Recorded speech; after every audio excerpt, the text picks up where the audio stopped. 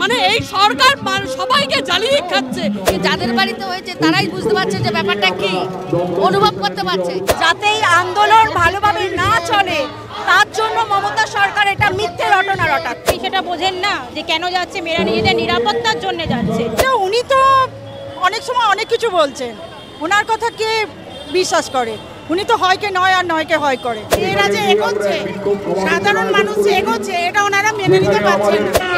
স্বপন দেবনাথ যে রাত যখন মেয়েরা রাত 2টার সময় মদ্যপ পান করছে রাস্তায়, পাশাপাশি তাদের বাড়ির মা বাবার উদ্দেশ্য রাত 2টার সময় আপনার মেয়ে কোন রাত দখলে যাচ্ছে, রাজ্য বিজেপির জবাব দিচ্ছে।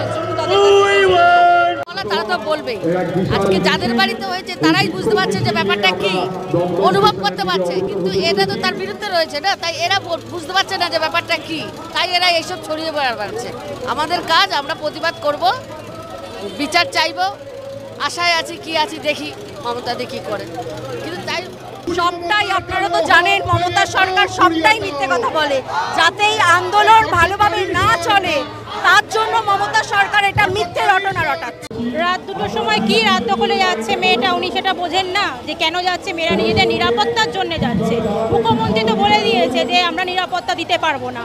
তাহলে পরে উনি যে বলেছেন নিরাপত্তা দিতে পারবো না, তাহলে পরে আমার কাছে একটাই প্রশ্ন ওনার কাছে, যে যখন হসপিটালে কোনো মহিলা পেশেন্টকে রাত্রিবেলায় কে দেখাশোনা করবে? জেন্টস নার্স দেখাশোনা করবে? তাহলে ওনারা এই ধরনের প্রশ্নগুলো বলেন কি হিসাবে? তাহলে মেয়েদের নিরাপত্তা বা মেয়েদের দেখাশোনাটা কে করবে? এটাই আমার জানার। একটা কথা বলি, ওরা যে শহীদ দিবস বলে 21শে জুলাই পুরো রাস্তা ব্লক করে, তাহলে ওনারা কি করে? আদৌ কি ওনারা শহীদদের সম্মান দেন?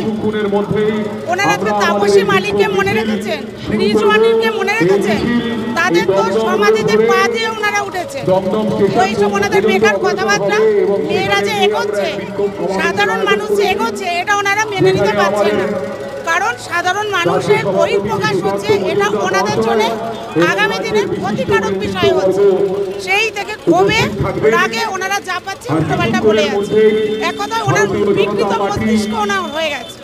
এখন স্বাভাবিক, তিলোত্তমার যেভাবে হত্যাকাণ্ড হয়েছে, আমাদের রাজ্যে নারীদের কোনো সুরক্ষা নেই।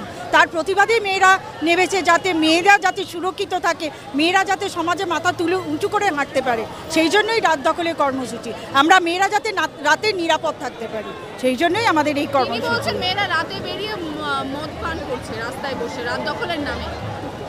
এটা উনি তো অনেক সময় অনেক কিছু বলছেন, ওনার কথা কে বিশ্বাস করে? উনি তো হয়কে নয় আর নয়কে হয় করে। অতএব মেয়েরা কেন রাত দখলে নেমেছে, সে আমরা পশ্চিমবঙ্গ কেন, দেশ তথা বিদেশে সবাই জানে, সবাই রাত দখলে নামছে। কেন নামছে? মেয়েদের আজকে কোথাও সুরক্ষা নয়, কোথাও মেয়েরা আজকে সুরক্ষিত নয়। নারীরা মানে এত নির্যাতিত হয়েছে, নারীদের দেওয়ালে পিঠ ঠেকে গেছে, তাই জন্য তারা রাত দখলে নেমেছে নিজেদের অস্তিত্ব রক্ষার জন্য। শঙ্কুদেব পান্ডা বলছে ওদের বাড়ির লোকরা, ফ্যামিলিরা হয়তো তাই করছে, তার জন্যই বলছে, গিয়ে পাচ্ছে তাদের মেয়েরা হয়তো গন্ধ পাচ্ছে, তাই বলছে যে তাদের মেয়েরাও করছে। আমাদের মধ্যে এসব নেই, ভদ্রস্থ করে এরকম হয় না। আমরা সত্যি ন্যায় বিচারের জন্যই রাত দখল করতে গেছে। এই অপপ্রচার ওরা, মানে এই সরকার সবাইকে জ্বালিয়ে খাচ্ছে, মানে মারাত্মকভাবে মেয়েদের কোনো স্বাধীনভাবে বাঁচতে দিচ্ছে না। এর একটা নিষ্পত্তি হওয়া দরকারই দরকার। বাংলা হান্টের আরো খবর দেখতে নজর রাখুন। বাংলা খবর মানেই বাংলা হান্ট।